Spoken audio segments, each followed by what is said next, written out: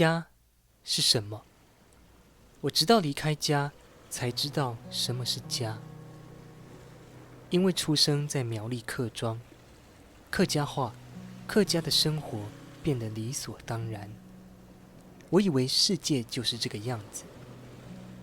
到台南读书才发现，原来平常的理所当然是那么亲切和想念。国高中时读私立学校，升学压力蛮大的。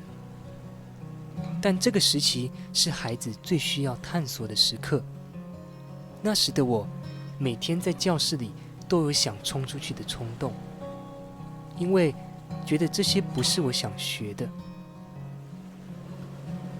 我爸妈都是老师，他们当然对我有期望，但我好像从来没有把心思放在课业上。应付课业到一定水准之后，我拼命地发展兴趣，参加活动、比赛，因为我知道，只有兴趣才能真正代表一个人。可惜的是，我们常常被长辈的期待、社会普遍的价值所牵绊，失去了好多做梦的机会，或是还找不到让你眼里发光的事情，便被补习班、考试、升学压得喘不过气。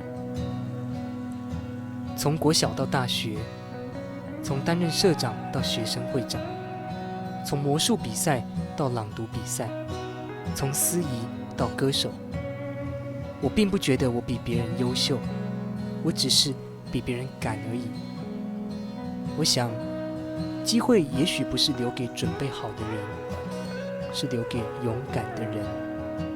就算自己不擅长，当你敢站上台开始讲，就赢过不讲的人；当你提笔开始写，就赢过那些不写的人。我小时读金庸，想成为一名武侠小说家；国中时沉迷魔术，想成为魔术师；高中时喜欢上弹唱、创作，不知不觉一路走到现在。虽然兴趣改变，但不变的是想带给别人感动和快乐。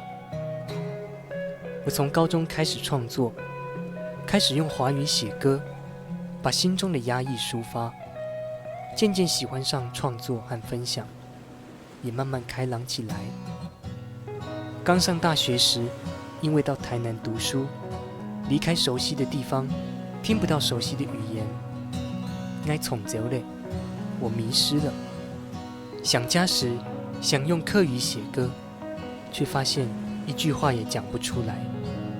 我才发现，小时候最亲切的语言被我弄丢了。我开始每周打电话给阿婆、阿公聊天，慢慢的把客语念转来，捡回来。